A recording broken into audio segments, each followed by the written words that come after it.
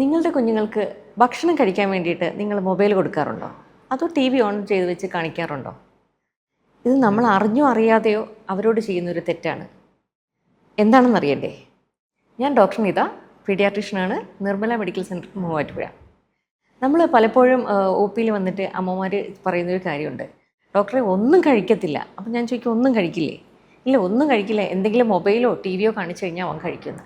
പക്ഷേ ഞാൻ പറയാം, നിങ്ങളിത് ചെയ്യുന്നത് ശരിക്കും പറഞ്ഞു കഴിഞ്ഞാൽ തെറ്റാണ്. പലപ്പോഴും പാരൻസിന് ഇതൊരു യുദ്ധമാണ്. ഭക്ഷണം കൊടുക്കുന്ന രീതി എന്ന് പറയുന്നത് ഒരു യുദ്ധമാണ്. അപ്പോൾ അത് എങ്ങനെയെങ്കിലും ആ യുദ്ധം ഒന്ന് അവസാനിപ്പിക്കാൻ വേണ്ടിയിട്ട് നമ്മൾ മൊബൈൽ കാണിച്ചു കൊടുത്തു കഴിഞ്ഞാൽ കുട്ടികൾ അത് കണ്ടുകൊണ്ടിരിക്കും. ശരിയാണ്, അവർ ഭക്ഷണം കഴിക്കും, അവരത് എളുപ്പം കഴിച്ചു തീർക്കും, നിങ്ങൾക്ക് നിങ്ങളുടെ പ്രശ്നങ്ങളൊക്കെ ഒന്നുമില്ലാതെ നിങ്ങൾക്ക് പോവുകയും ചെയ്യാം.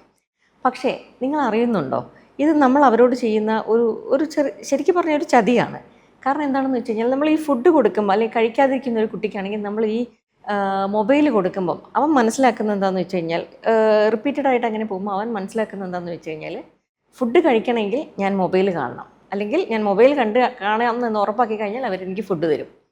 അപ്പോൾ അതിലൂടെ 2-3 കാര്യങ്ങളാണ് പ്രശ്നങ്ങളാണ് നമുക്കുണ്ടാകുന്നത്. ഒന്ന്, കുഞ്ഞറിയുന്നില്ല ഇത് ഫുഡിൻ്റെ ടേസ്റ്റ് എന്താണെന്ന് അറിയുന്നില്ല, അവൻ കഴിക്കുന്നത് എന്താണെന്ന് അറിയുന്നില്ല. രണ്ടാമത്തെ കാര്യം, നമ്മുടെ വീടുകളിൽ ഇപ്പോൾ ചില വീടുകളിലൊക്കെ നമുക്കത് കാണാം, നമ്മൾ ഒരുമിച്ചിരുന്ന് ഭക്ഷണം കഴിക്കും, അല്ലെങ്കിൽ അച്ഛനും അമ്മയും കൂടെ ഇരുന്നിട്ടായിരിക്കും സംസാരിച്ചുകൊണ്ടായിരിക്കും നമ്മൾ ഭക്ഷണം കൊടുക്കുന്നത്.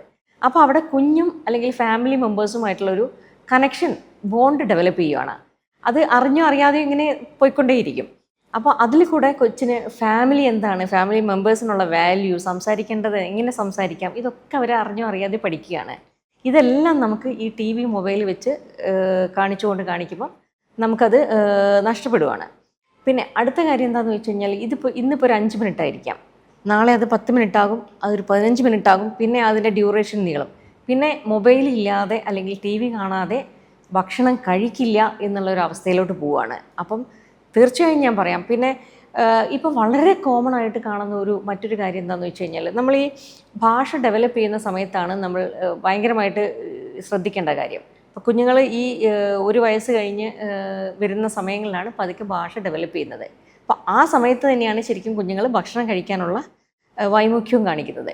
അപ്പം ആ സമയത്ത് നമ്മൾ ഇത് പതുക്കെ ഈ ടി വിയോ മൊബൈലോ ഇൻട്രൊഡ്യൂസ് ചെയ്ത് കഴിഞ്ഞാൽ അവരുടെ ഭാഷ ഡെവലപ്പ് ചെയ്യുന്നത് ഭയങ്കരമായിട്ട് എഫക്റ്റ് ചെയ്യും.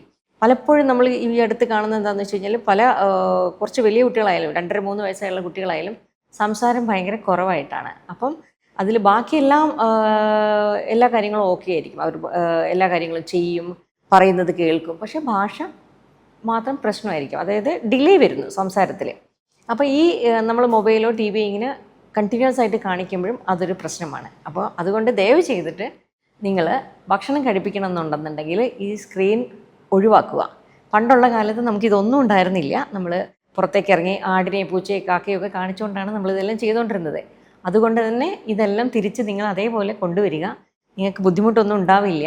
പിന്നെ മറ്റൊരു കാര്യം, നമ്മളിപ്പം മൊബൈൽ ഇൻട്രൊഡ്യൂസ് ചെയ്ത് കഴിഞ്ഞ് കഴിഞ്ഞാൽ അവർ പതുക്കെ അതിലോട്ട് ഡൈവേർട്ട് ആവുകയും കുറച്ച് കാലം കഴിയുമ്പോൾ, അപ്പം നിങ്ങൾക്ക് ഇപ്പം അതൊരു പക്ഷേ ഏർലി ഇതിൽ നമുക്ക് മനസ്സിലാവില്ല, കുറച്ച് കാലം കഴിയുമ്പം അവർ നമ്മളോടുള്ള കമ്മ്യൂണിക്കേഷൻ, പാരൻസിനോടുള്ള സംസാരം, ഇൻട്രാക്ഷൻ ഇതെല്ലാം കുറയും. അപ്പോൾ ആ സമയത്ത് നമുക്ക് വിഷമം തോന്നും. അപ്പോൾ അതിനെക്കുറിച്ച് ആ സമയത്ത് ചിന്തിച്ചിട്ട് യാതൊരു കാര്യമില്ല, ഇപ്പോഴേ ചിന്തിക്കണം. പക്ഷേ ഇപ്പം നമുക്ക് ശരിക്കും പറഞ്ഞു കഴിഞ്ഞാൽ വേറൊരു എറയാണ് വെച്ച് കഴിഞ്ഞാൽ, നമുക്ക് സോഷ്യൽ മീഡിയയും ഇതൊക്കെ ആവശ്യമുണ്ട്, പക്ഷേ എല്ലാം ലിമിറ്റഡ് ആണ്.